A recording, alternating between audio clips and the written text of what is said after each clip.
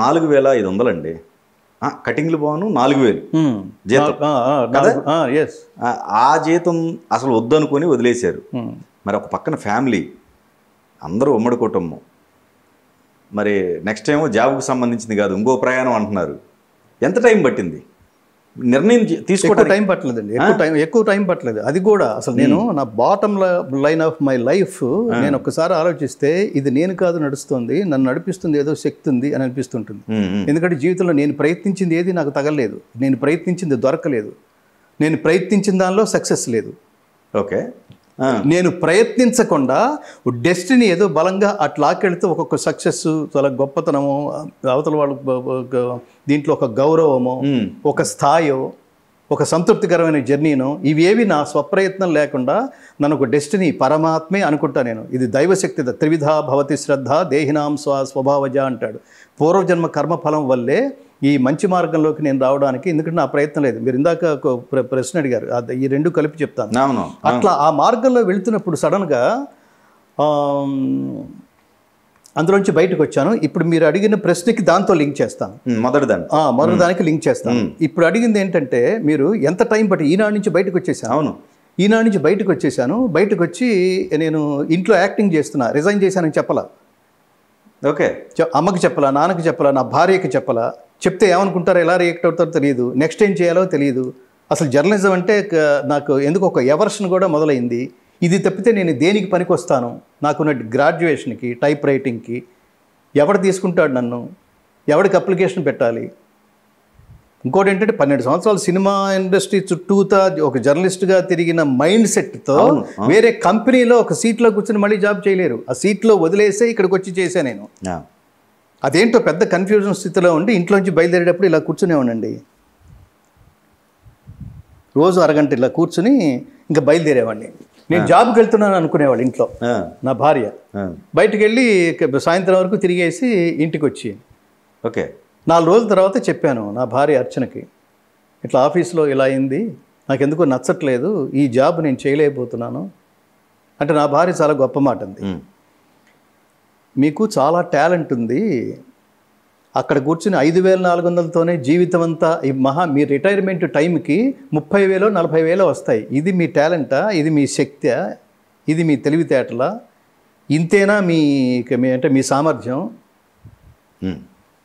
మీరు కేవలం ఈ పాటలనే నమ్ముకుంటే మీరు డెఫినెట్గా ఇంతకింత మీరు 10 సంపాదిస్తారు, నాకు ఆ కాన్ఫిడెన్స్ ఉంది, మీరేం బాధపడకండి.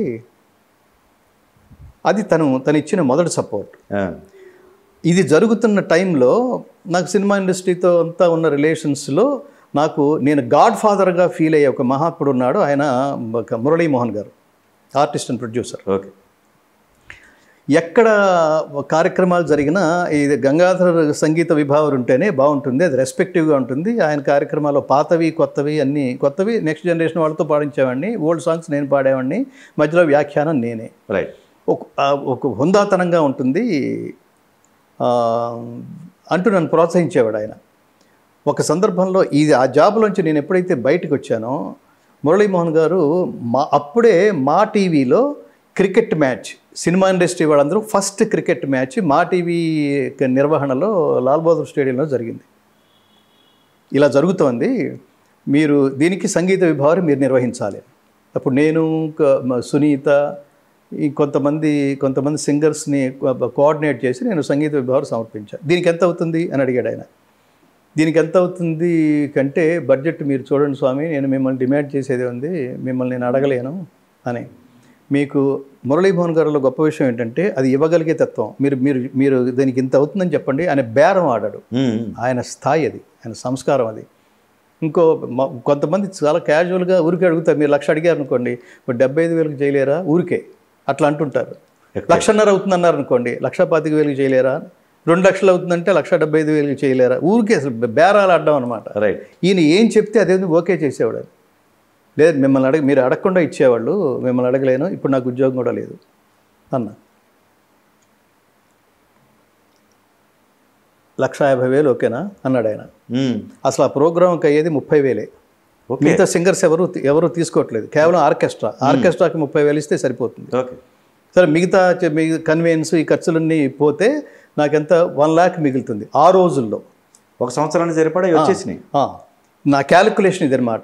మురళీమోహన్ గారు నా జీవితానికి ఒక గాడ్ ఫాదర్గా నా జీవితానికి గొప్ప మార్గం వేశాడు ఆయన.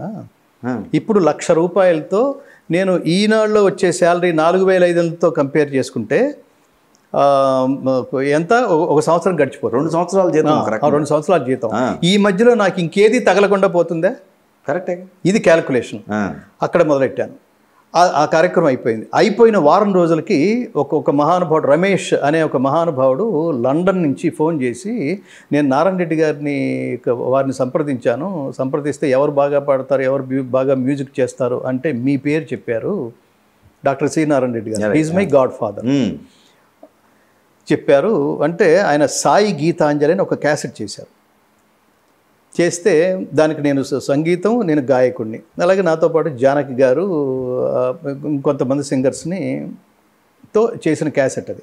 ఇప్పుడు ఈ క్యాసెట్ కాస్ట్ ఎంత అని అంటే నా రెమ్యూనరేషన్ పోను దానికంతా 2 లక్షలు 2.5 లక్షలు అయింది టోటల్గా. నాకు మిగిలింది 1,25,000 దీంట్లో. ఈ 2 కార్యక్రమాలండి. దీని తర్వాత ఇంకా నేను పెద్ద కార్యక్రమాల్లో కనిపించడం, ఇంకో 10 మంది పిలవటం, నేను ఫుల్ ఫ్లెడ్జ్డ్గా నేను గాయకుడిగా నేను కంటిన్యూ అవుతున్నా. ఇది నా లైఫ్ అలా స్టార్ట్ అయిందండి ఈ గాడ్ ఫాదర్స్ కారణంగా. సాయి గీతాంజలి, మురళీమోహన్ గారు. రైట్. అక్కడి నుంచి ఇంకా ఇది చూసిన ఏదో ఒకనొక వేదిక మీద చూసిన ఒక ఆవిడ సంధ్యారెడ్డి గవ్వ, అమెరికాలో ఉన్న ఆవిడ మళ్ళీ నారాయణ రెడ్డి దగ్గరకు వచ్చి, మేము ఒక పాట రాయించాలనుకుంటున్నాం, ఆటాకి స్వాగత గీతంగా మేము ఫస్ట్ ఇంట్రడ్యూస్ చేయబోతున్నాం గర్వంగా, ఒక 20 నిమిషాలు బ్యాలేలాగా రికార్డ్ చేయాలండి మన సంస్కృతులన్నింటినీ కలిపి, దాని మీద మీరు పాట రాస్తే సంగీతం సమకూర్చి ఆ యూనిట్ అంతా ఆ టీం అంతా నాకు పరిచయం చేయండి అంది ఆవిడ.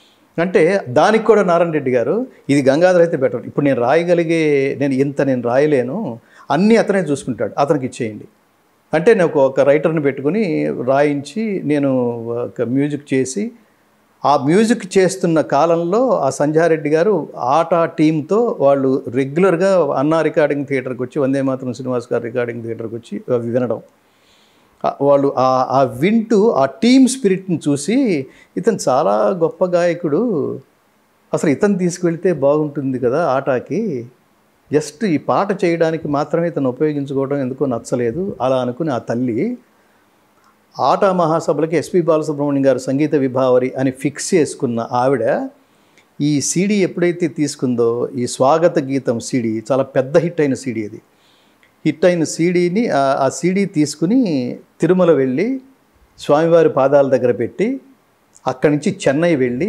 బాలసుబ్రహ్మణ్యం గారి దగ్గరికి వెళ్ళి, మీ ప్రోగ్రాం క్యాన్సిల్ చేస్తున్నామండి, నెక్స్ట్ ఇయర్ పెట్టుకుంటాం, ఈ సంవత్సరం బడ్జెట్ లేదనో ఏదో చెప్పి ఆయనకి సారీ చెప్పి, ఈ బ్యాచ్ అంతా ఈసారి ఈ యువరక్తం అంతా తీసుకెళ్ళాలనుకుంటున్నాం, నేను వందే మాతరం శ్రీనివాసు. నన్ను అడిగారు ఇంకొకళ్ళు ఎవరుంటే బాగుంటుంది, వందే మాతరం శ్రీనివాసు, ఇంకెవరుంటే బాగుంటుంది చెప్పండి అంటే ఎస్వి కృష్ణారెడ్డి గారు, సౌందర్య గారు, వీళ్ళందరినీ మనకున్న జర్నలిజంలో ఉన్న పరిచయాలన్నీ వీళ్ళందరినీ, రాజేంద్ర ప్రసాద్ గారు, సో అట్లా తీసుకెళ్ళడం జరిగింది. సో అక్కడికి వెళ్ళిన తర్వాత వాళ్ళు నాకు పే చేసింది, ఇంకా నేను జీవితంలో వెనక్కి తిరిగి చూసుకోలేదు.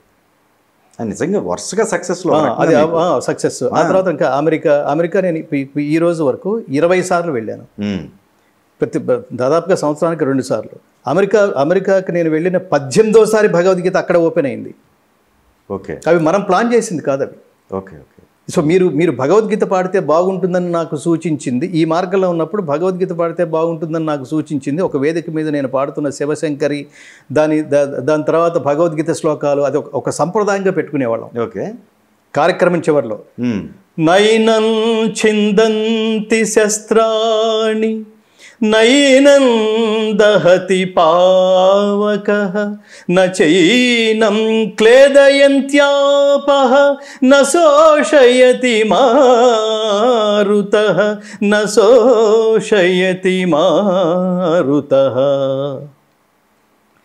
జాతస్య హి ధ్రువో మృత్యుః ధ్రువం జన్మ మృతస్య చ తస్మాదపరిహార్యేర్ధే నత్వం శోచితుమర్హసి.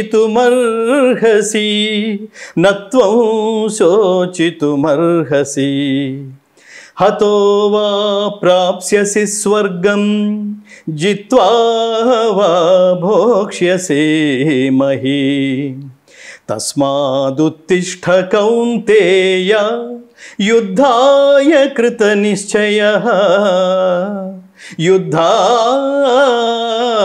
కృతనిశ్చయః కర్మణ్యేవాధికారస్తే మా ఫలేషు కదాచన మా కర్మఫలహేతుర్భూః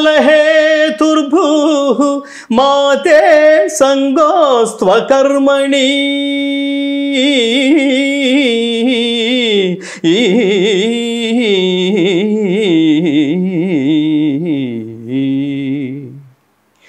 దుఃఖేష్వనుద్విగ్నమనాః సుఖేషు విగతస్పృహః వీతరాగభయక్రోధః స్థితధీర్మునిరుచ్యతే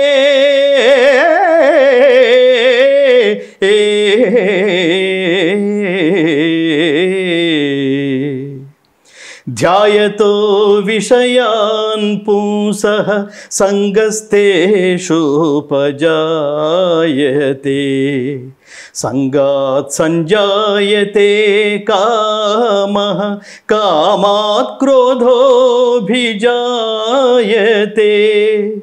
క్రోధాత్ భవతి సమ్మోహః సమ్మోహాత్ స్మృతివిభ్రమః స్మృతిభ్రంశాత్ బుద్ధినాశో బుద్ధినాశాత్ ప్రణశ్యతి బుద్ధినాశాత్ ప్రణశ్యతి.